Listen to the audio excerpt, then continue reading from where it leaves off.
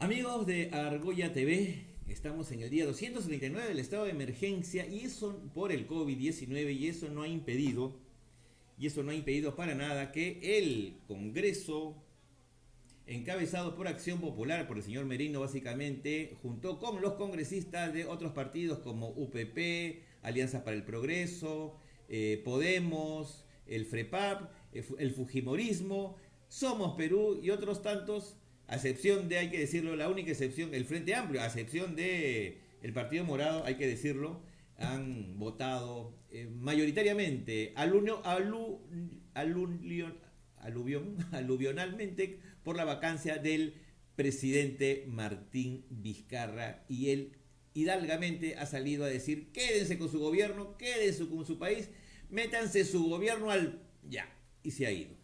Así que para comentar este es la noticia del día y seguramente la noticia del año, está con nosotros Paco Pérez de Espacio Libre, que tiene, como ustedes saben, su programa aquí, Plan de Escape, que le sacó una primicia al señor López Aliaga la semana pasada. Ya está con nosotros para comentar este tema. Paco, ¿qué tal? Bienvenido.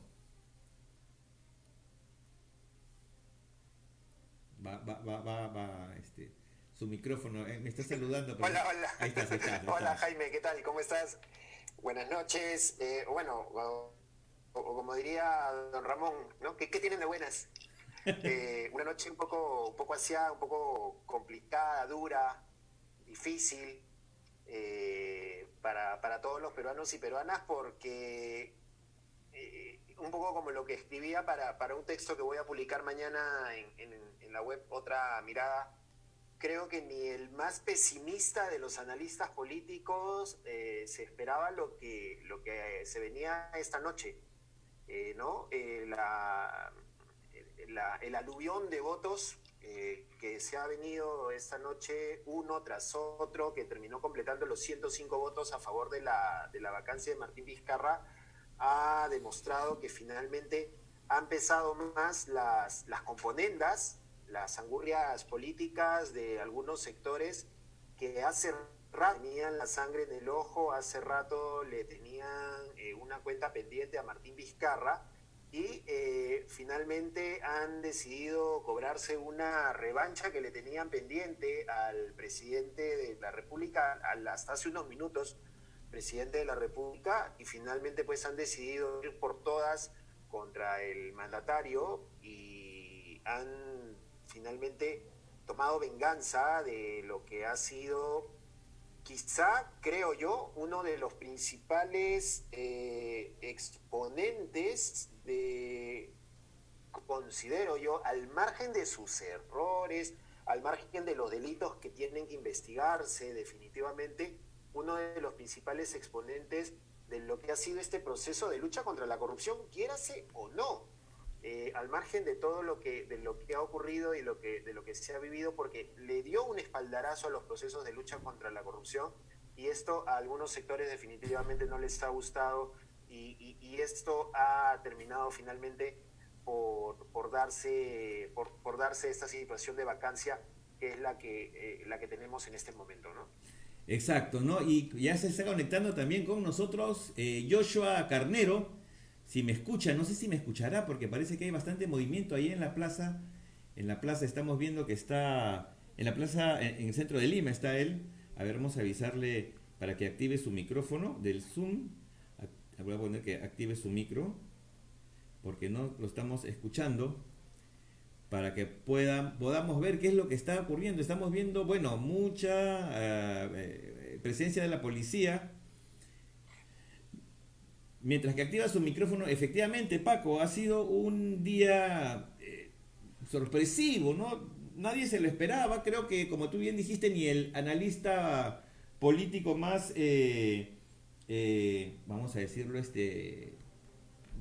avesado, por decirlo de alguna manera, ¿no? Ni el más aventurero se atrevió hoy día a vaticinar una vacancia contra el presidente de Vizcarra, ¿no? Y hemos escuchado los este los argumentos más absurdos. Hemos escuchado a un congresista decir que es porque las tablets no les llegaron a todos los niños y que un niño le preguntó en provincia dónde está mi tablet. Fue que bueno, pues lo vacó, ¿no? Votó por la vacancia, porque no puede ser posible de que el presidente defraude a los niños del Perú, no entregándoles sus tablets, entonces por eso los vaca, ¿no? O sea, realmente terrible. Y nos estamos encontrando con la situación en que tenemos a Manuel Merino de presidente de la República, prácticamente está a horas de ceñirse la banda presidencial y seguramente va a tener, bueno, seguramente no, de hecho va a tener que formar un gabinete, va a tener que formar un gabinete. ¿Con qué cuadros, Paco? No lo sabemos, en carteras tan importantes como salud, economía, ¿no? Básicamente, que son ahorita, digamos, las más delicadas, ¿no? En vista de la crisis económica y de la crisis sanitaria, ¿no? Si bien es cierto, Macetti no era la superministra de salud, por lo menos, te daba cierta tranquilidad de alguna manera, ¿no? Pero por el lado de Merino, no sabemos, va a ser un real misterio a quién va a poner en esas dos carteras. Y claro, lógicamente, de primer ministro también, ¿no? Vamos a ver a quién se atreve a nombrar de primer ministro. ¿Tú qué crees, Paco? Ricardo Burga de primer ministro, porque se ve que es una persona que sabe aguantar golpes, ¿no? Mínimo. Sí. No, bueno, mentira, al margen de la broma, difícil, panorama complicado, ¿no? Porque lo que ha dicho hoy día el presidente se ha ido metiendo una chiquita, ¿no? Y es una chiquita que Julio Guzmán también la ha asumido, diciendo que tarde o temprano se van a conocer los arreglados que aparentemente han habido con respecto a los negociados que se pueden haber dado con el tema de los votos que se han dado hoy día, 105 votos que aparentemente se habrían dado con algunos arreglos bajo la mesa y las componendas que se habrían dado para llegar a esta votación tan grande, tan fuerte que se ha obtenido hoy día en el Congreso de la República. Entonces, ¿de qué se han tratado estos arreglos? ¿Obras? ¿Presupuesto? ¿Ministerios? ¿Qué ministerios le pueden haber ofrecido a Alianza para el Progreso? ¿Qué ministerios le pueden haber ofrecido a Acción Popular? La presidencia del Consejo de Ministros, fuera de bromas, para un Ricardo Burga, un Ministerio de Educación para Alianza para el Progreso o para Podemos, que tienen el tema de las universidades, de Telesub, la Universidad Vallejo de Acuña, ¿no es cierto? Entonces, es gente que tiene hace rato la mira en varios ministerios, que tiene la mira, en varias cosas en las cuales tienen muchos conflictos de intereses y que de alguna u otra forma hace rato Vizcarra les era un obstáculo bastante grande porque les estaba observando normas, les estaba observando leyes, les estaba observando el avance de varias cosas, ¿no? El tema de la ONP, el tema de las AFPs, el Ministerio de Economía, ¿a quién se lo van a dar? ¿A Urresti para que maneje el tema de las AFPs, para que libere el tema de la ONP, a Cecilia García?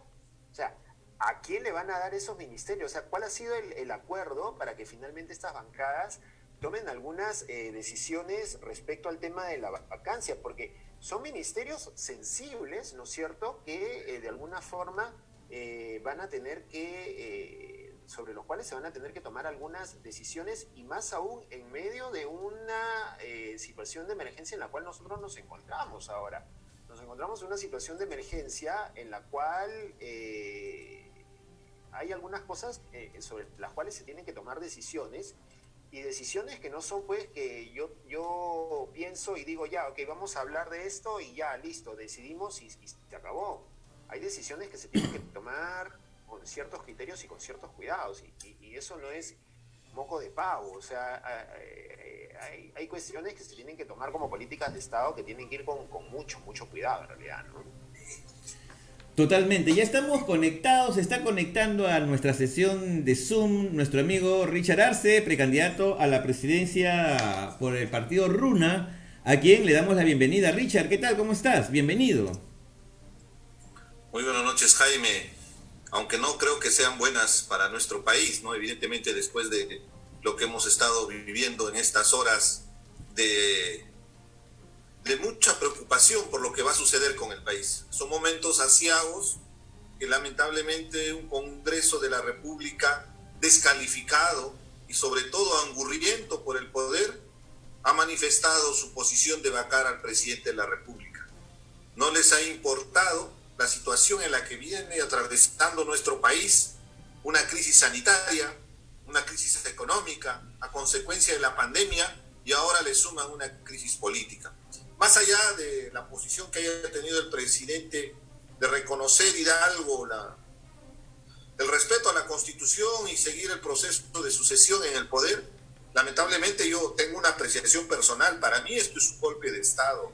Y lo digo claro y explícito porque evidentemente acá no hay ninguna lucha contra la corrupción, acá no hay ninguna posición de querer mejorar el país. Acá lo que va a haber es una repartija, que ya se estarán distribuyéndose los diferentes ministerios, como piratas y corsarios están tomando el poder. Es realmente indignante lo que viene sucediendo en estos momentos con el país, y esa falta de capacidad, de ponderación, yo diría indolencia de parte del Congreso, de estos congresistas. Hay que recordar muy bien sus nombres, van a ser tristemente célebres de haber expuesto al país a una crisis más en plena situación de crisis humanitaria por la pandemia. Totalmente, totalmente. Paco, está con nosotros Richard Arce. Richard, te presento a Paco Pérez, periodista también del staff de Argolla TV de Espacio Libre. ¿Qué tal, señor Arce? ¿Cómo está? Buenas noches. Buenas noches, Paco. Yo quería preguntarle, no podemos hablar con usted sin desunirlo, lamentablemente, de su pasado reciente del Frente Amplio. Y es que el Frente Amplio ha tomado una posición, salvo las dos honrosas excepciones de Silva Santisteban y de Mirta Vázquez, de apoyar y respaldar esta vacancia. ¿Cuál cree usted que han sido las razones? Ellos señalan y respaldan, dicen que es un tema de lucha contra la corrupción, por la cual han respaldado la vacancia, pero ¿es tan así este tema? ¿Es el tema de defender la lucha contra la corrupción? ¿O hay algo más allá con relación a este tema? Sobre todo viniendo de un partido que ya está también desunido, está confrontado, está por demás roto con respecto a la posición también de Marco Arana. ¿Cuál es la razón por la que el Frente Amplio ha tomado esta posición? ¿Cómo lo puede analizar usted o verlo desde fuera? Bueno, el Frente Amplio se sumó a esta situación de exponer al país a una crisis mayor, como lo venía expresando. Y no era de esperarse, porque además están en una situación de desaparecer políticamente del espectro, porque seamos conscientes, más allá de sus problemas internos, ha perdido credibilidad frente al país. Tierra y Libertad en realidad es el movimiento de Marco Arana. Frente Amplio era la plataforma que se pretendió construir con muchos esfuerzos de muchos movimientos de izquierda, incluidos los movimientos regionales a los que representaba en su momento desde Apurímac para participar en el proceso electoral. Y lo que ellos están aplicando es una tesis anacrónica, lo que habrás escuchado en algún momento, el profundizar o agudizar las contradicciones, que busca generalmente generar un caos para poder ganar rédito político.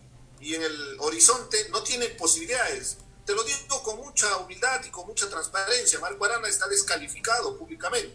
Entonces, una exposición como la que se está dándose del país a una crisis, a una confrontación, según su lógica, le va a permitir posicionarse políticamente. Lo que está exponiendo Paco finalmente es a todo el Perú en una situación de crisis humanitaria. Entonces, yo lo que veo más bien es el desprecio de parte de una clase política que está en el Congreso frente a la realidad. ¿Cómo puede ser posible que en plena crisis humanitaria haya políticos con esta posición para buscar solo beneficio personal? Y por un lado son dos objetivos muy concretos. Uno es buscar el rédito político en un periodo electoral, porque las elecciones ya están convocadas. Y lo segundo es la repartija del poder. Y el día de mañana, cuando entre Benito de Lama como presidente, vamos a ver cómo fue esa repartija del poder, porque vamos a encontrar seguramente en los diferentes ministerios el cuoteo, las cuotas que van a recibir cada partido político en los diferentes ministerios. Te repito, para mí es como si fuera una horda de piratas, de corsarios que están viniendo a hacer una repartija. del botín, que en este caso sería el Estado peruano. Ya no va a haber equilibrio de poderes. El Congreso estaba desbocado durante estos meses promoviendo leyes inconstitucionales, aprovechando la demagogia y sobre todo generando expectativas sobre carencias que tenemos en el país, y la única manera que le hacía equilibrio era justamente el hecho de tener un ejecutivo con Vizcarra para poder equilibrar. Ahora esta situación no se va a dar. Lamentable y triste desenlace de la historia de lo que fue en su momento el Frente Amplio, y que el propio Marco Arana lo está condenando a su desgracia. Totalmente. Acá estamos justo haciendo un enlace con Joshua Carnero, que está en el centro de Lima. No sé si nos escucha, porque la verdad que hay bastante alboroto, supongo. Sí, está Joshua en ese momento, ¿no? Ahí en el centro de Lima, en la avenida Bancay. Estamos viendo las imágenes. Exacto, estamos ahí tratando de hacer conexión con él. Porque, claro, me imagino que ¿cómo se llama? La conexión debe estar un poco complicada. Ahí, a ver, vamos a ponerlo en sala de espera un ratito para poder continuamos nosotros entonces, Paco, con nuestro análisis.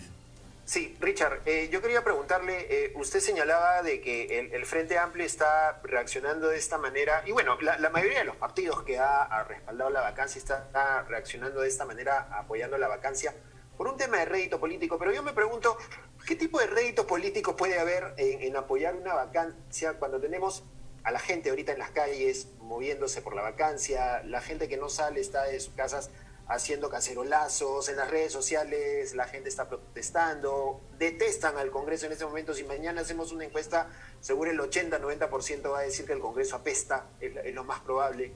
¿Qué tipo de rédito político puede haber en esto? ¿Qué tipo de ganancia puede haber electoral en abril de que estos partidos puedan ganar algo en las próximas elecciones? Te respondo con un viejo adagio, ¿no? A río revuelto, ganancia de pescadores. Ahora yo vuelvo a la tesis anacrónica que te mencionaba, que se aplicó en el siglo pasado, durante la Revolución Rusa, en la época de Stalin, o si no en la Revolución China, ¿no?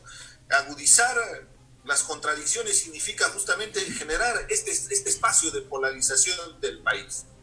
Porque en una circunstancia como la que vamos a vivir, y lamentablemente no es que tenga una bola mágica, no es que sea pitonizo, es simplemente analizar y hacer una prospección a lo que va a suceder mañana. Tú acabas de graficarlo. Va a ser un presidente con alto nivel de desaprobación. Si ya tenía el Congreso un nivel de desaprobación, el día de mañana las encuestas lo van a deslegitimar. Lo que no entienden los políticos es que muchas veces creen que ganando una elección ya tienen el poder absoluto. Y eso lo he vivido cuando estuvo Fuerza Popular con 73 congresistas. La legitimidad se gana en el día a día, por nuestras acciones. Cuando el pueblo te entrega un cheque, tienes el poder para hacer lo que quieras, en otras palabras, pero tienes que ser responsables. Entonces, cuando tú me haces la pregunta, lo que se tiene que hacer entender a los que nos están siguiendo por las redes sociales es que esa agudización de contradicciones va a permitir, por ejemplo, que se les ocurra mañana postergar el proceso electoral, que es una de las tesis que están queriendo desarrollar. O inclusive podrían promover, porque vaya a saber Dios cuál habrá sido el negociado que han tenido para lograr estos votos, después que el propio líder de Alianza por el Progreso llenó de carteles por todo lado diciendo que no va la vacancia, y después todo APP ha votado a favor. ¿Qué negociados tendrán de por medio con Podemos, con UPP? Tal vez el indulto de Antauro Humala, tal vez la protección al clan Luna Gálvez. O sea, ese escenario de crisis va a permitirles a ellos sobrevivir, porque en este momento, políticamente, con toda responsabilidad, ellos se someten a un proceso electoral y el resultado va a ser catastrófico. No solamente van a perder la valla, van a tener una votación mínima. Entonces, ¿qué les queda? Generar este ambiente de crisis, porque en ese ambiente de crisis se puede generar algún tipo de oportunidades. Y no es nada tirado de los cabellos el hecho de que también puedan querer posponer el proceso electoral para quedarse unos meses más en el gobierno. Imagínate, ahora ya no hay quien le genere el contrapeso. Antes había un ejecutivo que siquiera le podía observar las leyes inconstitucionales que promovían desde el Congreso de la República. A mí me da miedo que está por aprobarse la ley de presupuesto. Justo ahora en noviembre se aprueba la ley de presupuesto, que ha venido promovido desde el Ejecutivo. Ahora, ¿te has dado cuenta con las leyes que han pretendido hacer una farra fiscal con el presupuesto del Estado? Lo más probable es que eso es lo que van a pretender. Es un Congreso que tenía 8 meses más de gestión y después de eso no hay reelección. Entonces están como quien dice, no tengo nada que perder y apuesto a todo. ¿Para qué? Para copar el poder, para tener control sobre el Ejecutivo. Esa es la desesperación. Y te lo digo con mucha transparencia porque inclusive yo soy un actor directo porque soy precandidato a la presidencia de la República. Entonces, entiendo bien que el proceso electoral está convocado, que ya estamos en marcha, tenemos las elecciones primarias a fines de noviembre.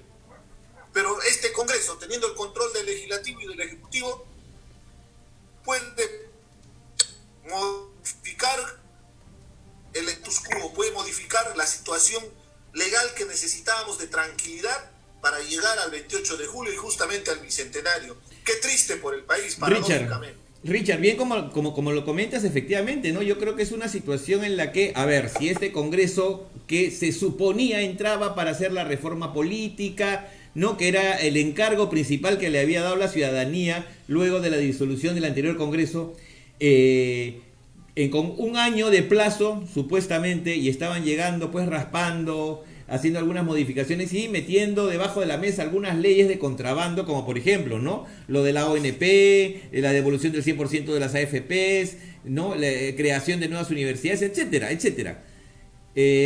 Ahora le quedan 6 meses de un control total y yo me imagino que el plan debe ser, claro, ya se metieron con Vizcarra con una alta popularidad, ahora van a tener que buscar van a tener que aprovechar el tiempo perdido, tratar de recuperarlo para poder lograr pues una aprobación alta a base de populismo. Hemos visto a esta señora Cecilia García de Podemos. Si bien es cierto, Urresti se votó en contra de la vacancia, ha tenido un papel ambiguo pues en estos últimos meses con respecto a estos temas que mencionaba, ¿no? Básicamente sobre la devolución de las AFPs y lo de la ONP, pero seguramente se van a atrever a cada despropósito con tal de lograr una alta popularidad, ¿no? O sea, el populismo y el clientelismo político elevado a la máxima potencia. Y claro, ahí la teoría de la repartija es pues que cada grupo seguramente va a manejar algunos ministerios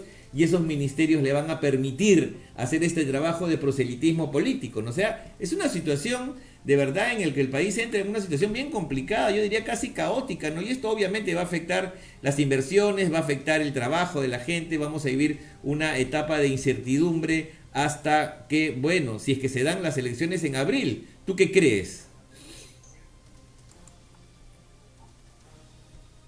Si te das cuenta, ya de por sí nuestra estructura del Estado es bastante débil. Estamos a puertas del Bicentenario y no hemos podido institucionalizar, por ejemplo, nuestra burocracia, muy voluble a las tendencias políticas que se generan en cada proceso electoral. En otras palabras, cada vez que hay una elección y entra un nuevo gobierno, borrón y cuenta nueva.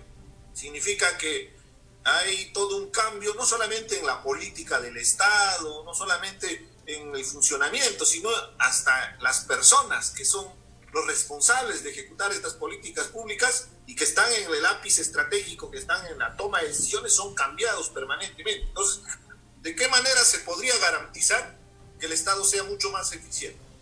Si tenemos ese escenario, súmale esta circunstancia donde estamos teniendo la intromisión de un nuevo grupo que va a ingresar al poder por 8 meses. Discúlpame, con todo respeto, en 8 meses, ¿qué gestión van a realizar? Lo que ellos van a pretender es justamente copar el poder para buscar rédito político, para buscar ventajas personales. Lamentablemente lo que se va a ver durante estos meses es una mayor crisis, y en una situación de crisis económica, sanitaria, es imposible que se continúe con esta situación.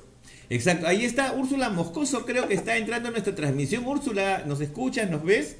La vemos ya. Hola. ¿Cómo estás, Úrsula? Úrsula, ¿Cómo ¿dónde estás, estás? Jaime, Richard, Paco? ¿Qué tal? Oigan, discúlpenme que me regreso de la marcha en lucha de la democracia. En realidad estoy en el carro volviendo. Y nada, ¿qué les puedo decir? Hay sentimientos de indignación, de frustración, ¿no? Han habido muchas personas acá marchando con mascarilla, con careta, con alcohol en la mano, con distancia social dentro de lo posible, pero es una pena, ¿no? Es una pena que algunos intereses subalternos hayan podido más que para lo que fueron elegidos los congresistas, ¿no? Representar a la ciudadanía. Entonces, y no sé qué venían conversando, pero por lo que dijo Richard, ¿no? Nos quedan pocos meses para el cambio de mando. De hecho, quedan 5 meses para las elecciones generales. Yo espero que eso continúe en pie y que no se posterguen las elecciones del 2021, ¿no? Yo ya no sé qué se puede esperar de este gobierno con Manuel Merino a la cabeza, ¿no? Es preocupante y también a mí me llama mucho la atención y quiero estar bastante alerta. ¿Quiénes van a ser las personas que van a tomar esto en el gabinete? Los nuevos ministros, ¿quiénes van a aceptar? ¿Quiénes de alguna manera han vendido su voto? ¿No? Es bastante preocupante. Y el hecho de la marcha, yo quiero dejarlo claro, no es defender al presidente Vizcarra, bueno, ya no es presidente, a Martín Vizcarra, porque él le tiene que caer todo el peso de la ley de ser encontrado culpable, ¿no? Pero después del 28 de julio, acá han hecho lo que han querido, ¿no? Y esto ya se venía planificando hace muchísimo tiempo, lo intentaron hace 2 meses y ahora lo han vuelto a intentar y ahora ya les funcionó, ¿no? Parece que ya negociaron bien ahí qué cosas se repartían para poder tomar el poder y la verdad es muy preocupante. Yo creo que se nos vienen unos meses muy, muy complejos después de estar en una de las peores crisis económicas y sanitarias de los últimos tiempos. Ahora tenemos una crisis política que no va a acabar mañana, no va a acabar pasado. Tenemos muchos meses que vamos a estar en una inestabilidad terrible, ¿no? Úrsula, una consulta. Julio Guzmán hace unas horas salió a declarar y prácticamente a denunciar que había habido una repartija, una negociación entre los partidos políticos. ¿Julio Guzmán se animará a revelar los nombres, datos más exactos? No sé si luego de que Merino juramente el cargo o antes, no sé. Sería, creo que yo, muy importante que él pudiera, como líder político que es, poder hacer una declaración en ese sentido. Bueno, yo creo que nos vamos a dar cuenta en el momento que veamos qué partidos tiene cada ministerio, ¿no? Y adicional a eso se venía diciendo de que a Omar Chejade le han ofrecido, pareciera, la presidencia del Congreso. Vamos a ver si es que eso es cierto o no es cierto, ¿no? Pero yo creo que esa repartición que se haga en el Congreso la vamos a ver en los siguientes días. ¿Quiénes van a juramentar como nuevo ministro, ministra de Educación, de Justicia? Vamos a ver qué cosa es lo que han negociado ahí los partidos políticos que han decidido los 105 votos por la vacancia, ¿no? Úrsula, ¿y tú cuál crees que es el motivo por el cual renunció el presidente Vizcarra y no se atrevió, digamos, a impugnar de alguna manera la decisión del Congreso? Él prácticamente, bueno, me han querido vacar, yo entonces chapo mis chivas y me voy a mi casa y vean ustedes cómo hacen con el país ahora. ¿Tú qué crees? ¿Por cuál ha sido lo que ha motivado esta decisión tan clara del presidente, dando una muestra de que no se aferra al poder? Mira, yo pensé que no iba a salir tan rápido, ¿eh? Yo estaba en la marcha cuando me entero de que ya Vizcarra dijo que hoy día se iba de Palacio. Y yo creo que ya se ha cansado también, ¿no? Estando en un país, como les mencionaba, la peor crisis económica, sanitaria, en medio de una pandemia, con todos nuestros problemas estructurales que siempre hemos tenido, pero que ahora se han visibilizado más con la pandemia, con los errores también que ha tenido el gobierno, con la presión que tiene de la ciudadanía, del Congreso. Yo creo que se había dicho, ¿sabes qué? Hasta acá me quieren sacar, entonces que me saquen, ya me voy, ¿no? Yo creo que ya el cansancio y también de alguna manera la frustración pudo más. Totalmente. Acá está Paco Pérez también. Paco, por favor, te invitamos a que participes en la conversación con Úrsula. Gracias, Jaime, gracias. Úrsula, ¿qué tal? ¿Cómo estás? Buenas noches. Nada, cuéntanos, ¿cómo ha estado la calle? ¿Cómo ha estado la gente por ahí? Empezó poquita gente llegando a la Plaza San Martín. ¿Cuánta gente se ha estado movilizando? veíamos las imágenes por televisión, han llegado hasta la avenida Bancay, hasta dónde se ha podido movilizar la gente, si ha habido la capacidad de llegar hasta el Congreso de la República, cómo ha sido la movilización de la gente hasta el momento que tú te has quedado por ahí. Sí, mira, nos reunimos en la Plaza San Martín, quisimos ir al Congreso, pero la policía nos detuvo en el camino, entonces ya con tanquetas, ¿no? Entonces nos hemos quedado ahí, no hemos tenido mucha represión policial, en realidad no ha habido bombas lacrimógenas, tampoco gas pimienta. Yo estuve, por ejemplo, hicimos una manifestación para que se apruebe el acuerdo de Escazú, éramos 20 personas, pero ahí sí la policía pues nos lanzó gas pimienta. Ahora no ha habido gas pimienta. Yo puedo entender, ¿no? Porque de hecho mucha gente en las redes sociales dice, no, pero el COVID, se están exponiendo. Y es cierto, ya es cierto. Pero como cantábamos, como arengábamos ahora en la marcha, ¿no? Por culpa del Congreso, el pueblo está en las calles.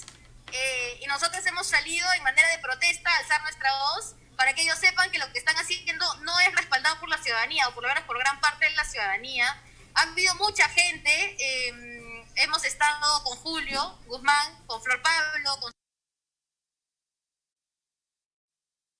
ahí liderando, ¿no? Adelante, marchando. Ha habido mucha gente que no era del Partido Morado, ojo, que no era del Partido Morado, pero que también salió es más, había gente con ollas, ¿no? Como con el cacerolazo. La verdad se sentía la gente bastante unida, luchando por nuestra democracia, por la institucionalidad, por la estabilidad política del país, ¿no? Para no agregarle una nueva crisis. Pero bueno, yo creo que ya, después de que el presidente ha dicho que hoy día se va de Palacio, ya no hay vuelta atrás, ¿no? Ahora, una de las cosas que el Partido Morado ha estado apuntalando siempre, en este Congreso por lo menos, ha sido el tema de educación, ¿no? Con la figura de Francisco Sagasti, básicamente, frente a lo que ha venido haciendo la bancada de Podemos, la bancada de Acuña, ¿no? Ahora, con el poderío total que va a tener, ¿no es cierto?, con Merino de Lama como presidente de la República, ¿cuál va a ser el papel de la bancada del Partido Morado? ¿Cuál va a ser el papel en general del Partido Morado frente a esta arremetida que va a haber de estos sectores que están en contra de la SUNEDU, de la reforma universitaria, de la reforma educativa en general? ¿Cuál va a ser el papel que van a tomar ustedes en defensa de lo que se ha avanzado en el sector de educación, de la reforma universitaria, de la reforma de la educación pública?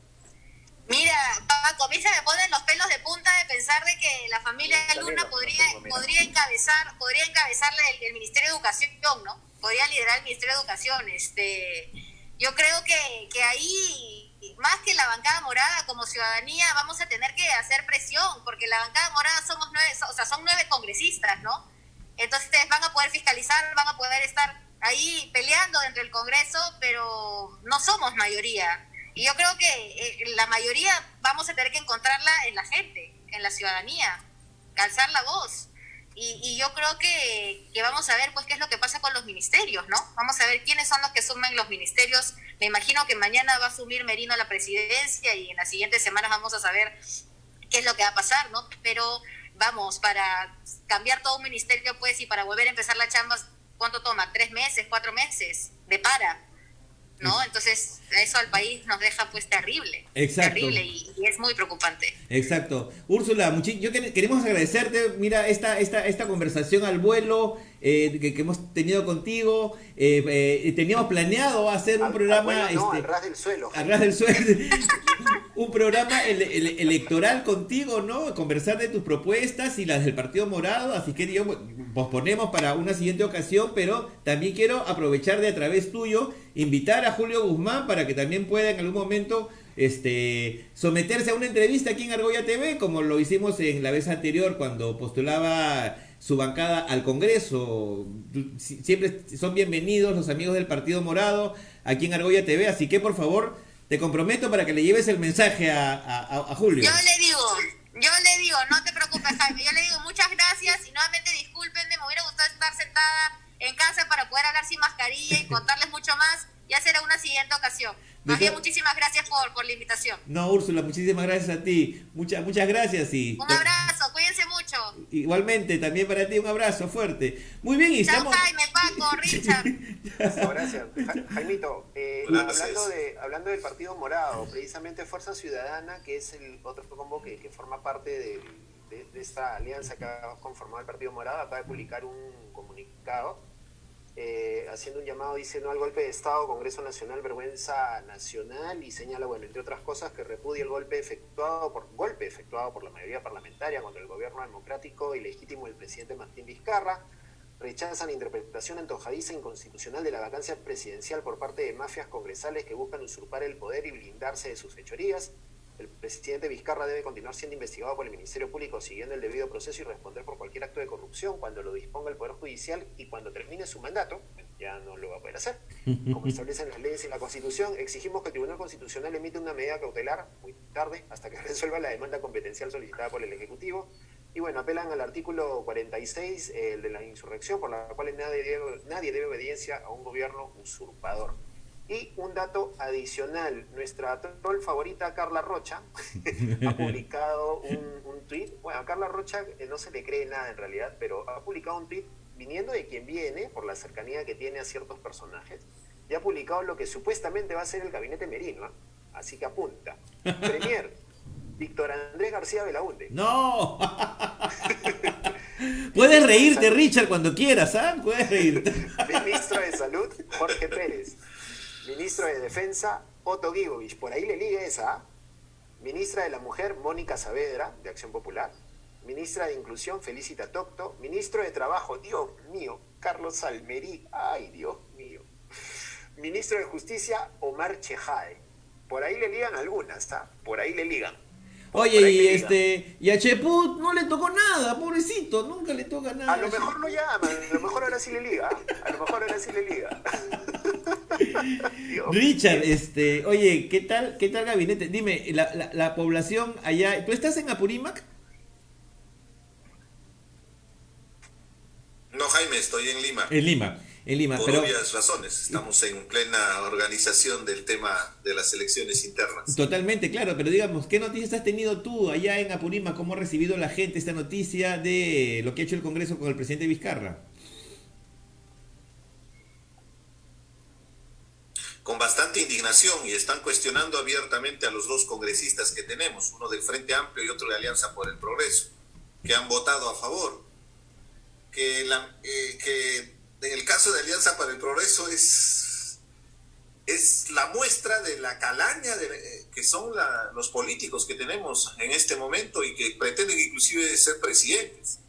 Si son capaces de hipotecar su palabra supuestamente en una posición y después cambian de sentido, eso es la única muestra de que no respetan, no tienen ni siquiera el grado de conciencia de faltar a sus propias palabras. Entonces se van a burlar en todo momento del electorado. Entonces esto es un gran mensaje y una gran lección para el país. Pienso que es importante que difundamos quiénes fueron los congresistas que nos han llevado a esta situación crítica, qué partidos políticos se han aupado para avalar esta vacancia presidencial, que para mí es un golpe de Estado, para que el pueblo peruano recuerde permanentemente y sancione con su votación en las próximas elecciones, que está acá 5 meses, está a la vuelta de la esquina, y que no tengan más oportunidad, porque gente que no tiene un mínimo reparo, que es indolente frente a lo que viene viviendo el Perú, realmente no tiene una oportunidad en un espacio político. Entonces, que nos genere también lecciones aprendidas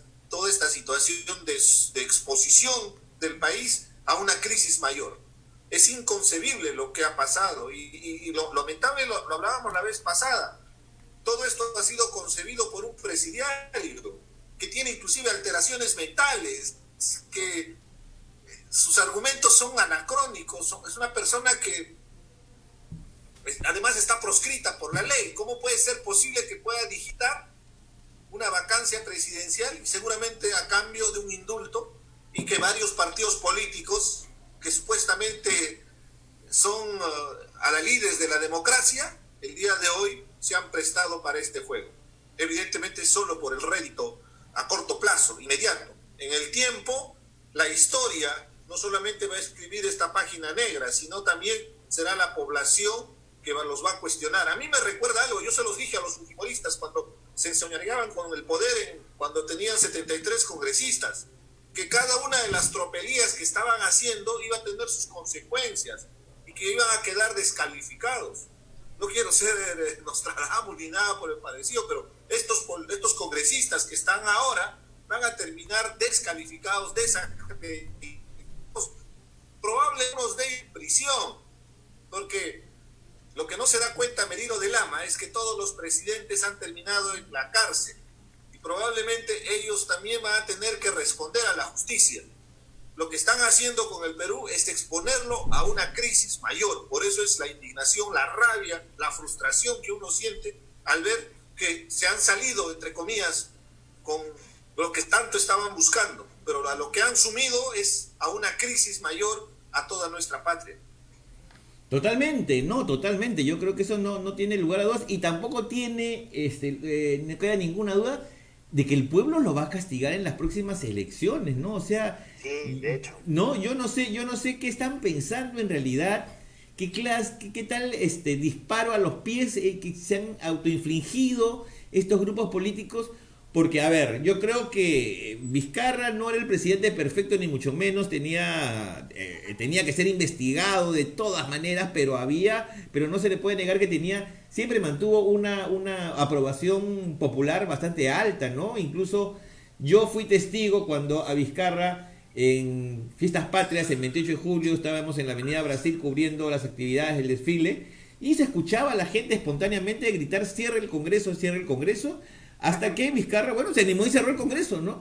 Y yo creo que eso fue una muestra en la que él escuchaba a la población por un lado y por el otro, pues, logró ese gran respaldo que tuvo en adelante, ¿no? Y mira, y si nos ponemos estrictamente en el tema de la pandemia, dime tú qué país que no sea, no sé, Corea del Sur y Taiwán de repente y algún otro paisito, estos chiquitos de Asia, es que han podido afrontarlo, ¿no? Lo de China no lo sabemos, porque tú ves que China es una dictadura, no tenemos ahí datos confiables, pero de las otras zonas del mundo, Estados Unidos ha llegado a los 10 millones de contagios el día de hoy, el país más poderoso del mundo.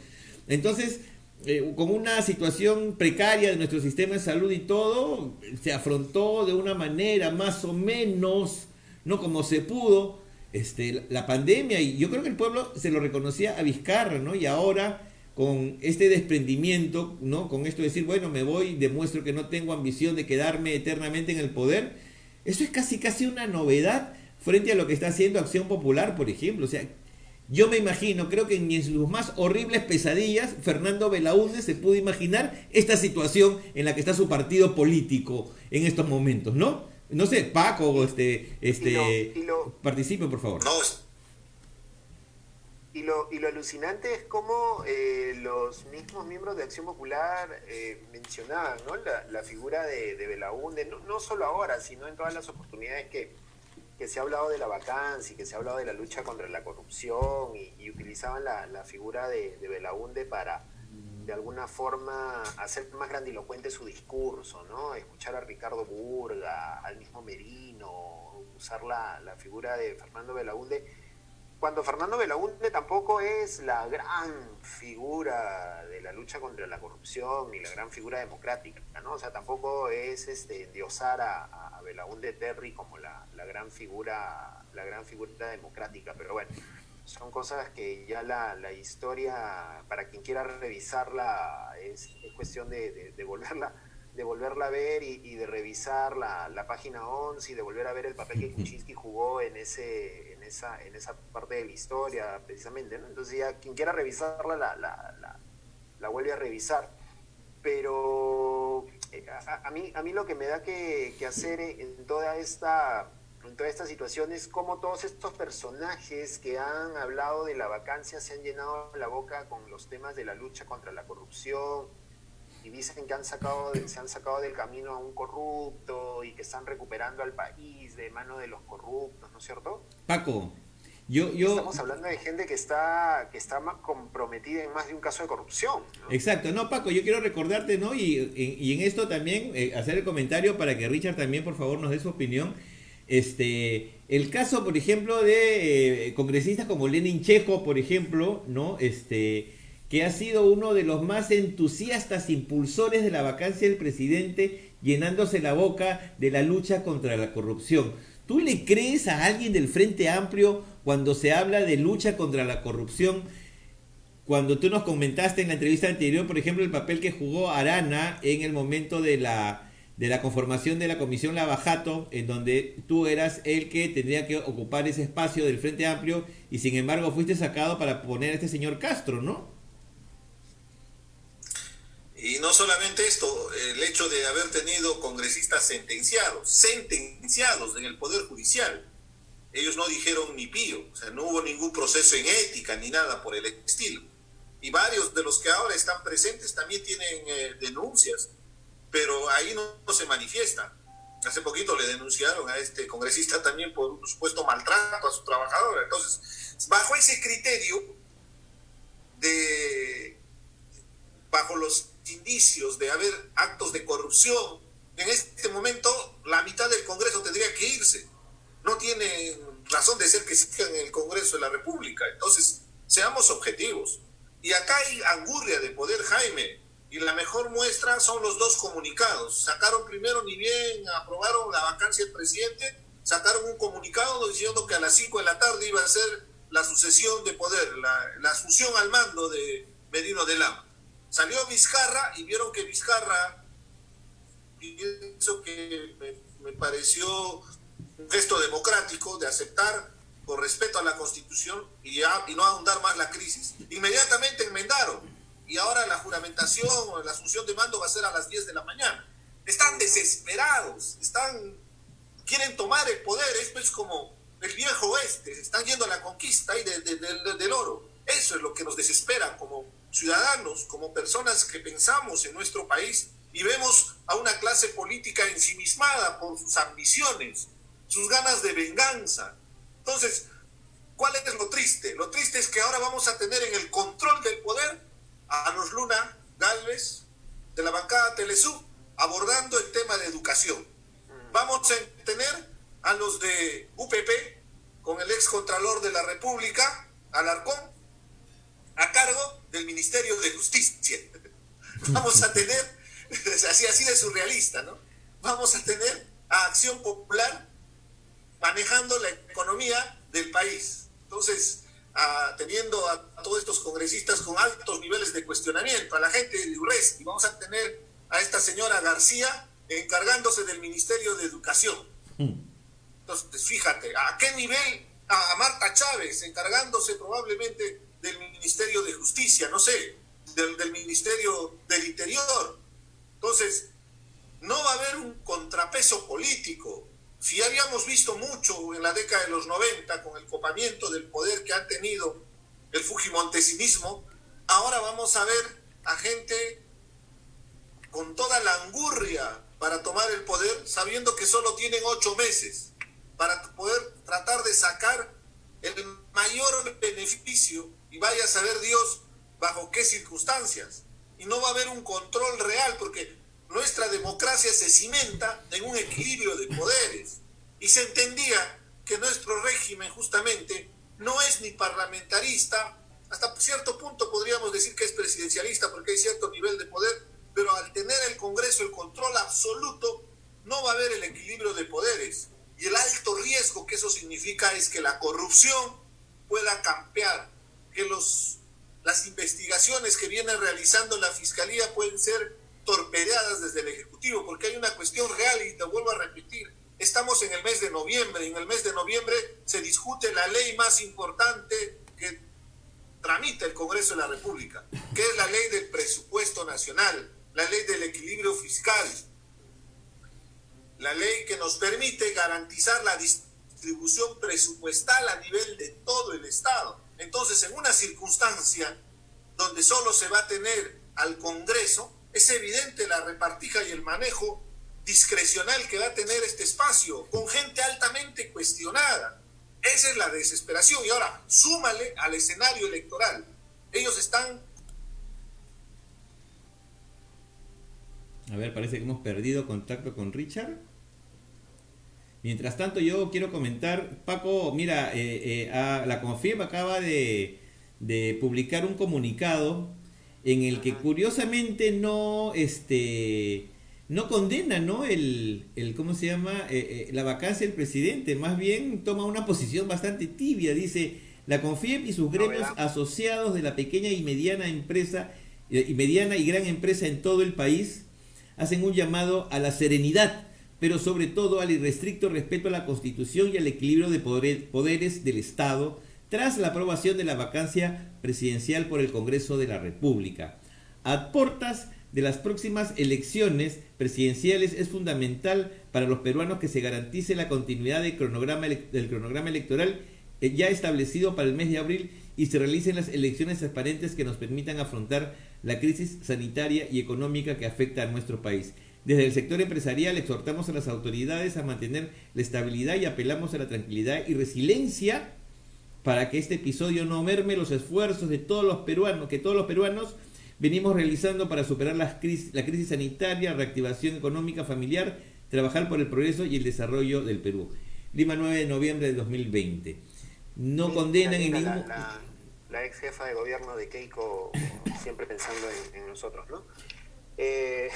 Totalmente. Bueno, el ahora expresidente Martín Vizcarra también ha lanzado un último tuit como presidente. Dice: querido pueblo peruano, dice Martín Vizcarra, durante estos 2 años y 8 meses de gobierno, ustedes han sido mi mayor soporte y fortaleza.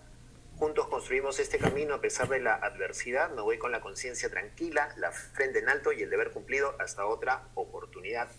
Y veíamos por televisión también que ya ha salido de Palacio de Gobierno con dirección hacia su domicilio en San Isidro. Ya está acá, sí, ya está acá. Hasta acá escucho los gritos de los fans. Hasta acá escucho. En las afueras de su domicilio hay gente que lo está esperando, sus vecinos, dice sí, que lo están aplaudiendo, le están haciendo viva, ¿no? Sí, exacto. Todos los vecinos que... Bueno, hay respaldo, ¿no? Entonces eso es lo curioso del asunto. Un presidente que es vacado por corrupto debería estar siendo pues abuchado, apedreado, lapidado, sacado en vilo, colgado de la torre de la catedral, cual si fuera un hermano Gutiérrez más, ¿no? Exacto. No sé, eso es lo que yo creo. Ya estamos en contacto nuevamente con Richard. Richard, finalmente, ya para terminar, ¿tú qué crees que va a pasar? No sé, nos ponemos medianamente optimistas, nos ponemos pesimistas. El señor Merino de Lama, ¿cómo podría funcionar como presidente de la República? ¿Tendrá él, no sé, el carácter, las ideas, el nivel de estadista que necesita el país en estos momentos, en plena crisis económica, a la espera, ojalá que no, pero quizás a la espera de una tercera ya creo ola, ¿no? Una nueva ola entre fines de este año y principios del 21, que seguramente nos agarrará también en plena campaña electoral. Ecuador ya está en reinfección, ya está o sea, creo que nos tenemos que mirar en el espejo de Ecuador, que es algo que estando un país que estando tan cerca de nosotros, está más o menos, ellos han tenido antes lo que a nosotros nos ha llegado después. ¿Tú cómo crees que funcionará Merino de Lama, Richard, como presidente? Es un escenario de total incertidumbre y las expectativas evidentemente son mínimas. En lo personal no me genera ningún tipo de esperanza. Soy una persona optimista, pero también tengo que ser realista y ver que a esta gente no les importa el país. Entonces, bajo esa premisa, ¿qué expectativa vamos a tener de una futura gestión de Merino de Lama como presidente de la República? Más aún sabiendo que hay un cuoteo ahí de repartija del poder. Lo práctico, y es por eso que han cambiado el sentido de los votos. O sea, es más apetitoso el gozar de ese espacio de poder, de controlar ministerios, que pensar en la problemática del país. Si han sido capaces de exponer a una crisis adicional a la que ya estamos viviendo solo por su beneficio personal, yo no le veo ninguna expectativa en lo personal, por más optimista que pueda ser. Entonces, lo que más bien invocaría es al control ciudadano y a la vigilancia. Tenemos que estar permanentes. Lamentablemente la pandemia no nos permite salir a las calles, porque también podríamos ser un tanto irresponsables de convocar a una movilización masiva, que de hecho que se daría mañana estarían llenas todas las plazas del país, estaríamos levantando nuestras banderas democráticas para exigir que estos señores del Congreso dejen terminar el poder al señor Vizcarra. Y no es por Vizcarra, pongo el énfasis en este aspecto, Vizcarra responderá a la justicia, seguramente las próximas semanas tendrá alguna medida restrictiva de su libertad. Ese es un tema que corresponderá a Vizcarra, pero lo objetivo es que se ha llegado a una circunstancia donde tienes a este futuro gobierno, entre comillas, de 8 meses, que lo más probable es que van a buscar sacarle el mayor beneficio, van a meter aguja para sacar barreta, como se dice en un adagio popular, porque lo que están buscando es beneficios particulares. No creo que piensen en el país. Lo que no se dan cuenta es que están condenando a sus partidos políticos. Te repito, los congresistas que el día de hoy deshonraron ante el país con una votación infame serán tristemente recordados en la historia y políticamente en el corto plazo van a ser descalificados y muchos de ellos tendrán que responder a la justicia. Entonces, es evidente que el escenario es de caos, más aún con el tema electoral de por medio. En realidad, esperamos es que tal vez se pueda cumplir el cronograma electoral que ya está establecido para tener una sucesión de gobierno real, que permita de alguna manera recuperar toda la sobreexposición. El Perú no se merecía esta circunstancia de una clase política indolente, que no aprendió nada del pasado, que lo único que están mostrando es un desprecio por el bien público, por el bienestar de una población en plena crisis humanitaria. ¿Qué cabeza puede entrar el razonamiento de que realmente tienen ganas de luchar contra la corrupción? Richard. Es como si tuviéramos a un paciente enfermo en una camilla ingresando a un hospital, a una sala de emergencia, y lo que hacemos es bloquearle la puerta para que no ingrese y simplemente pueda desahuciarse. Entonces, para mí es una situación realmente caótica lo que se nos viene. Richard, y tú como precandidato, finalmente ya ahora sí de verdad, ¿con cuánta confianza llegas tú, vas a llegar al proceso electoral considerando de que hay un antecedente de Podemos, Luna, interfiriendo dentro de la OMPE, y donde un gobierno que tiene candidato, seguramente que va a tener candidato a la presidencia y va a tener también candidatos obviamente al Congreso, ¿no? ¿Qué tan independiente se puede mantener en ese sentido? Y otro detalle que no nos olvidemos de que Acción Popular hace muchos meses que está bastante hostil contra la prensa. Yo creo que ese es también otro punto que deberíamos estar muy atentos, porque qué tan respetuosa va a ser Acción Popular y esta coalición de partidos que en el gobierno con la prensa libre a la que ellos le son tan hostiles. Y es un escenario muy probable lo que tú estás expresando, porque vamos a tener a Acción Popular copando los espacios de poder y no se dan cuenta que simplemente están tirando por la borda cualquier posibilidad de tener un resultado electoral. Inclusive pueden jugarse, pasar la valla, porque la población va a ser dura frente a esta acción que ha cometido la clase política del país. Es bien complicado respecto al proceso electoral. A mí me deja mucha preocupación la posibilidad de que esta gente pueda alterar el calendario electoral, pueda pretender quedarse un tiempo más bajo el pretexto de lo que puede suceder con un rebrote de la pandemia. Europa está viviendo una segunda ola, por más que digan que en el Perú no va a suceder, que ya estamos en un nivel de inmunidad de rebaño. En realidad todo es probable. El tema del COVID-19 es nuevo, el tema de las investigaciones que se vienen desarrollando todavía están en marcha. Hay esperanza con la información de Pfizer, pero las vacunas con objetividad va a llegar ya con el siguiente gobierno en el mes de julio. Entonces ellos podrían aprovechar esa circunstancia para decir no hay las garantías sanitarias para poder ejercer un proceso electoral, unas elecciones, convocando una movilización masiva del país para una votación. Entonces vamos a esperar que pase la pandemia, mientras tanto nos quedamos en el gobierno. Por ejemplo, no sé si lo vas a suscribir, pero ese es un escenario que podrían ellos argumentar. O de la misma manera, hay una necesidad pública del país que se vive en una crisis y que necesitamos implementar ciertas políticas demagógicas, que significa de repente beneficio en el corto plazo, pero que va a significar un forado dentro del presupuesto, dentro de del erario nacional, y eso va a generar que la gente de repente hasta los respalde en ese tipo de medidas, y con lo cual van a tener el argumento perfecto para alargar el periodo.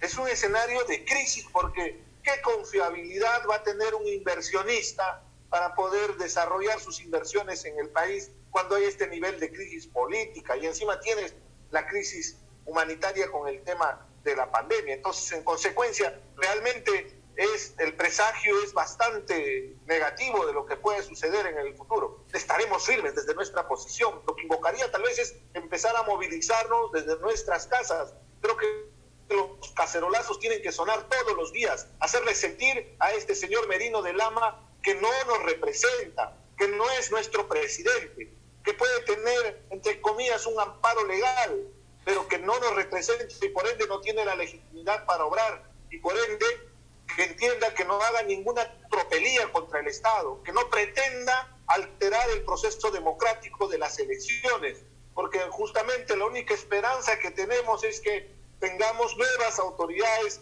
el 28 de julio, justo al bicentenario. Qué triste para el país llegar en un escenario de esta naturaleza a los 200 años de vida republicana, teniendo, como siempre, a los piratas y a los corsarios tratando de asaltar el país. Es lamentable, es muy triste. Yo me siento realmente muy decepcionado. Es muy duro para el futuro de nuestras familias, de nuestros hijos, pero que no nos amilane. Mantengamos ese esfuerzo, esas ganas de querer salir adelante y vamos a estar vigilantes. Y si es posible en su momento, tendremos que salir para poder protestar si es que cometen alguna infamia, alguna tropelía contra nuestro Perú en esta circunstancia tan delicada que vivimos con la pandemia. Totalmente, Richard, yo te quiero agradecer tu presencia hoy día, un poco así a último momento, en el fragor, del calor de estos momentos. Y nada, seguir, como tú dices, vigilantes y bueno, seguiremos conversando de esto y cada vez que sea necesario creo que estaremos aquí para poner el dedo en la llaga y hacer hincapié en todo lo que podría perpetrar esta coalición con el señor Merino de Lama a la cabeza. Muchísimas gracias por tu presencia, Richard. No, gracias, Jaime, y vuelvo a reiterar, llamar, exhortar a la población a la calma. Yo sé que uno siente indignación, que a veces puede haber hasta acciones violentas, no caigamos en ese juego.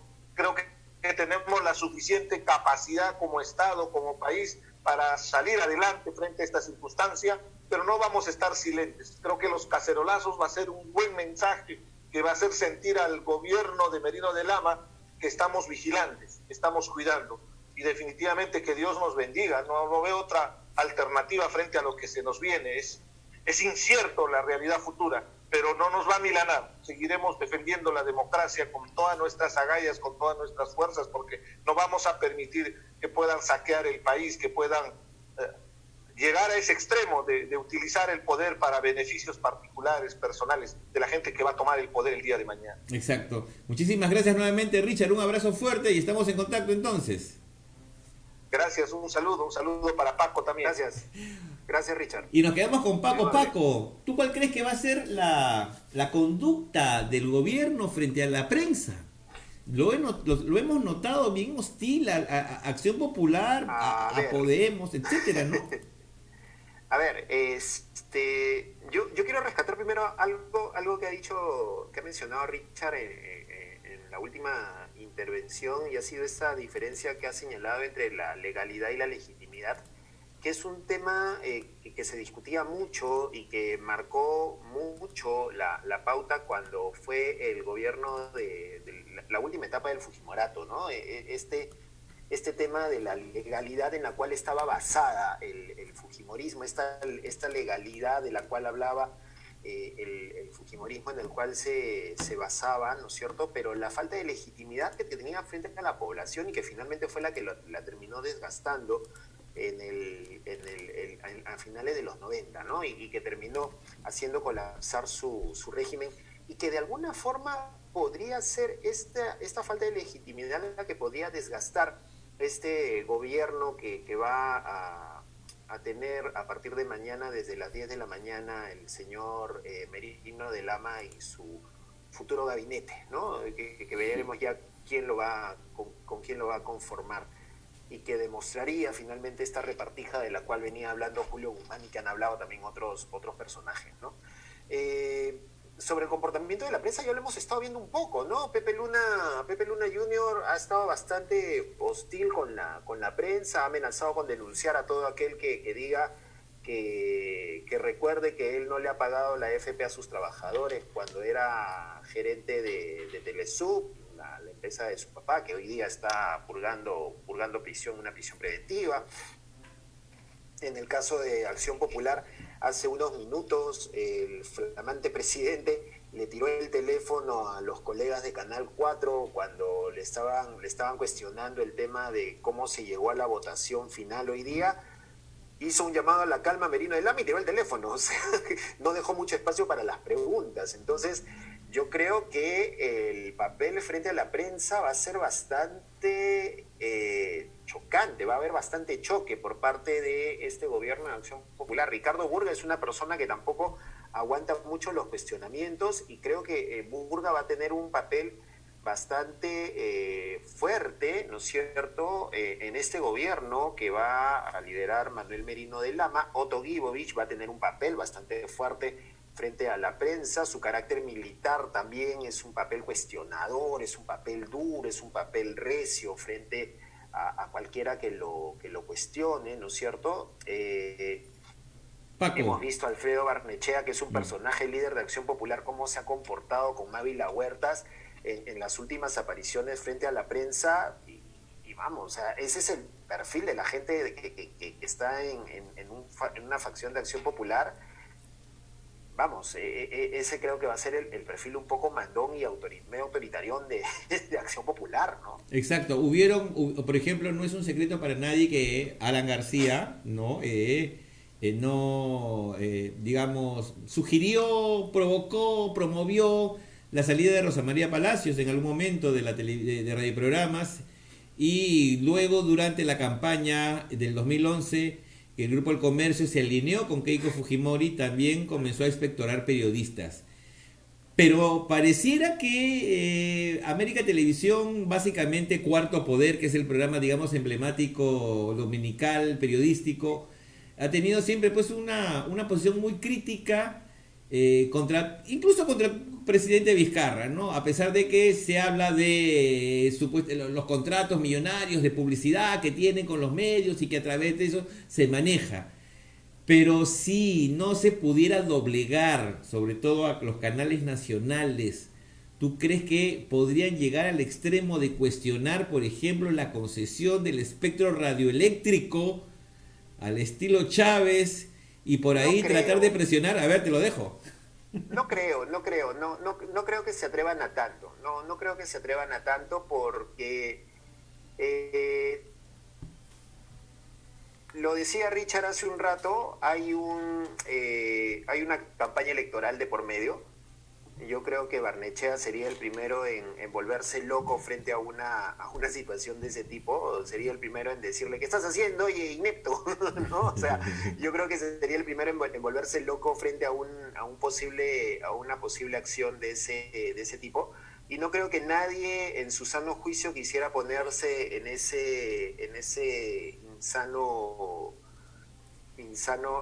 insana galería de presidentes o expresidentes que se embolsan a la prensa y la quieren poner en esta galería de expropiados, ¿no? No creo que se quisieran meter a esa galería. Yo creo que sí podrían presionar de otras formas, ¿no? Con el tema de la publicidad, de meter nuevas leyes, de volver quizás seguramente a retomar esta vieja ley de Mulder, la ley Mulder con el tema de la publicidad, presionar seguramente por ahí algunas cuestiones, ¿no? Pero no creo que lleguen hasta el otro extremo del tema de la expropiación o de revisar las concesiones, que es un tema de vieja discusión en realidad, que es un tema que sanamente hablando debería discutirse en algún momento, el tema de las concesiones. Porque te podrían decir, por ejemplo, con lo de Aprendo en Casa, ¿no? O sea, los canales privados no han sido lo suficientemente colaboradores con el tema de Aprendo en Casa, entonces ya, que la mitad de su programación sea aprendiendo en casa, pues, y que ya, ¿no? Algo, no sé, cualquier cosa, ¿no? Hashtag a Verónica Mendoza le gusta esto. Seguramente. No, yo no creo que lleguen a tanto, Yo creo que más bien su tema va a ser por perfilar algunas cosas que les genere algún tipo de caudal electoral, y por perfilar seguramente algunos temas que tengan que ver con sus intereses empresariales. Repito, el tema educativo va a ser un tema sobre el cual van a apuntar definitivamente, el tema de las universidades, el caso Acuña, el caso Luna, el tema de sus líderes que tienen algún tema con la justicia, el caso Antauro, el caso Fujimori, ¿no es cierto?, el caso Acuña, los Acuña, los Alarcón, los Antauros, ¿no es cierto? Por ahí seguramente va a pasar algún tema. El tema de las propiedades, las tierras, ¿no es cierto? Recientemente se conoció una investigación de Huayca con el tema de las propiedades de las lomas de Mangomarca, por ejemplo. Entonces hay muchas cosas ahí que seguramente van a empezar a jalar agua para su molino, mejor dicho, y ese es un asunto sobre el cual va a haber que estar muy, muy atento. Y yo sí creo que en estos 8 meses de gestión de Merino de Lama, yo creo que sí la presión popular va a tener que ser muy, muy fuerte para evitar que estos señores hagan barrabasada y media en estos 8 meses. No va a poder ser seguramente el tema de las movilizaciones y las marchas como hubiera podido ser si es que no hubiera el tema de la pandemia, de la emergencia, pero sí creo que va a haber mucha presión popular, y no creo que haya la posibilidad de que hagan tanto desastre. Van a hacer algún desastre, de eso sí estoy seguro, pero no creo que sea un desastre grado 9. Esa es quizá... Si quiero jugar al vaticinio, creo que ese es mi vaticinio, ¿no? O sea, si va a haber un desastre será grado 5, grado 6, no creo que sea grado 9 en realidad, ¿no? Ojalá, Dios te escuche, Paco. Lo único que yo quiero, para cerrar, es volver a mencionar una propuesta que yo estoy mencionando reiterativamente desde hace un buen tiempo atrás. Y creo que esto no se va a resolver ni siquiera el 28 de julio del 2021 con un nuevo gobierno idealmente elegido por todos los peruanos y que cuente pues con una aceptación popular. Creo que igual vamos a seguir teniendo de 5 a 7 bancadas en el Congreso, pensando en que esos van a ser los partidos que van a pasar la valla, que el presidente en ese momento, el presidente que sea elegido no va a tener la mayoría en el Congreso, que vamos a estar otra vez en este asunto de las vacancias cada cierto tiempo, ¿no? Como un círculo vicioso, y que finalmente eso va a provocar el retraso del país en muchos temas. Yo creo que una de las reformas políticas, ojalá se pudiera dar, es de que, como en las municipalidades, que el presidente con el 50% del Congreso, y que a la mitad del mandato, con un Senado que haga el control político, y que a la mitad del mandato se renueve las cámaras, a la Cámara de Senadores y la Cámara de Diputados, o hacer elecciones parlamentarias que no coinciden necesariamente con... Pero si no han querido ni discutir el tema de la reforma política, ¿tú crees que van a querer discutir algún tipo de cambio en ese sistema de juego? Es imposible. O sea, hasta que no haya la seriedad para poder discutir una reforma política en serio, eso no va a pasar. Mira, estamos arrancando una elección con 24 partidos, o sea, saca tu línea. Claro. De esos 24 van a sobrevivir 10 por lo menos, 7 o 10 por lo menos, de los cuales llegarán al Congreso unos 6 o 7, ¿no? Y vamos a tener un Congreso partido otra vez, con un presidente que, como bien dices tú, no va a tener una mayoría absoluta, y vamos a tener otra vez estos juegos de poderes absurdos. Y bueno, vamos a ver que igual que tú, no vislumbro un panorama muy, muy alentador tampoco para el 2021, ¿no? Exacto. Bueno, estamos entrando entonces en un día, en el 239 de la emergencia sanitaria del COVID, estamos entrando Qué también. Miedos tus conteos de los días de emergencia, realmente. Yo soy el loco conteo, tú sabes, a mí me gusta llevar el conteo. Bueno, mañana empieza entonces pues el día 1 de la era Merino de Lama y coalición Del merinato. del merinato, hasta feo suena. O el merinismo. El merinismo. Entonces, y vamos a ver finalmente pues qué pasa. Yo creo Hay que bautizarlo. ¿Le ponemos el merinodelanismo o el merinodelanato? ¿Cómo le ponemos? Vamos a hacer una encuesta, creo, ¿no? Pero algo más fácil de pronunciar, pues, Paco, porque también como trabalenguas también. El merinismo. En todo caso, yo creo que les va a pasar una factura muy, muy grande. Yo creo que Sí. no se dan cuenta de que la mejor forma de desgastar a una fuerza política o un personaje político es darle el poder. O sea, ya pues ejerce. A ver, todas ¿Qué diga tus... Barnechea, no? ¿No? Barnechea hasta ahora no se ha pronunciado. Habrá que esperar el pronunciamiento de Barnechea. Keiko tampoco se ha pronunciado. ¿No? O sea, tenemos ahí otros, bueno, Keiko no se ha pronunciado, a pesar de que su grupo político votó totalmente, ¿no? Pero Un ojo, detalle que parece haber pasado desapercibido ha sido este tuit que en medio de la discusión publicó Acuña, ¿no? Esta propuesta de campaña de contratar reservistas, ¿no es cierto?, para darles formación policial. qué miedo. Eso parece Reservistas de Antauro. Eso parece, ¿sabes qué? Eso parece las fuerzas de choque del chavismo, ¿no? Que contratan, les dan armas a estos grupos de motociclistas que se vuelven algo así como el brazo armado del régimen. Pero como yo digo, ¿no? O sea, la mejor manera de darle finalmente de terminar de desencantarnos de los grupos políticos es dándole el poder. O sea, Keiko no salió elegida presidenta, pero sí tuvo el manejo del Congreso. Y lo manejó tan mal que al final terminó reducido a una mínima expresión de lo que fue.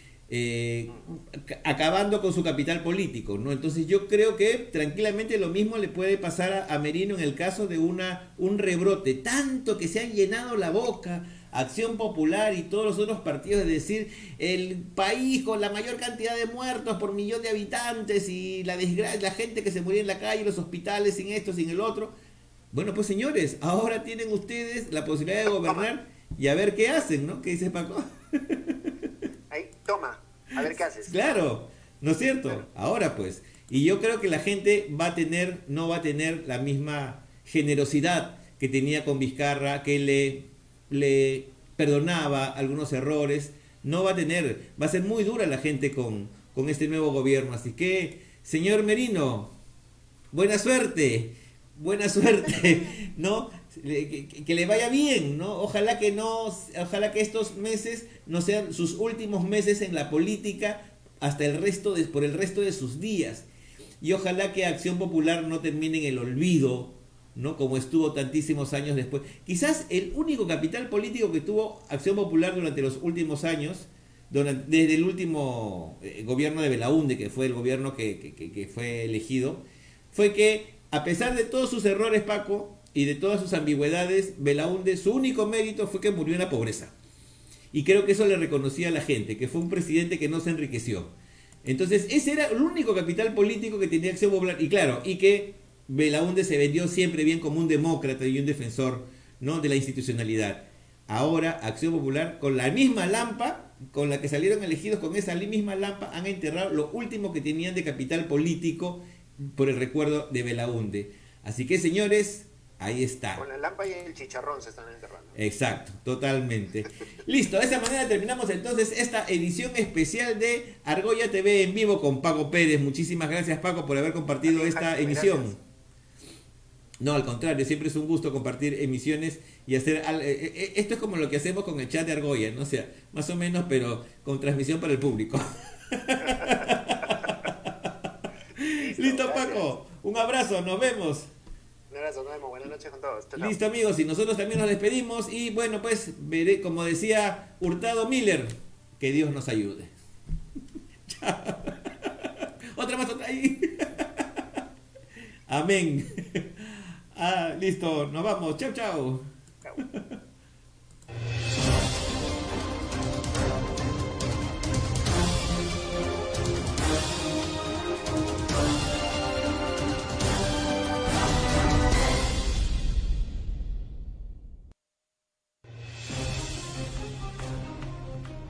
Argolla TV abre su multiplataforma de Facebook, Twitter, Periscope, YouTube e Instagram para que puedas producir y transmitir en vivo o en diferido tu propio contenido. Ahora, tú puedes ser parte de la familia de Argolla TV con tu propio programa político, de opinión, de noticias, deportivo, de consejería profesional, para emprendedores, de marketing, venta de productos e incluso de ficción, con el respaldo de un canal digital reconocido por el público en general, así como por la comunidad política, periodística e intelectual peruana.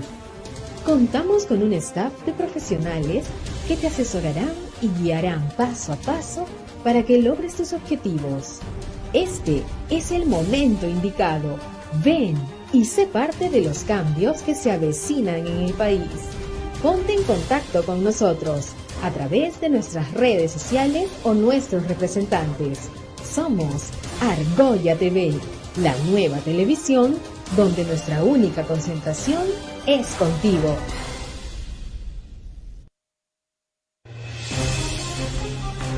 Otra vez tenemos la oportunidad de no equivocarnos.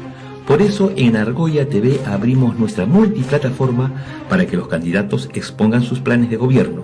Para el Congreso y para la Presidencia de la República. Para que esta vez votemos bien. Argolla Electoral 2021. Porque nuestra única argolla es con el futuro del Perú.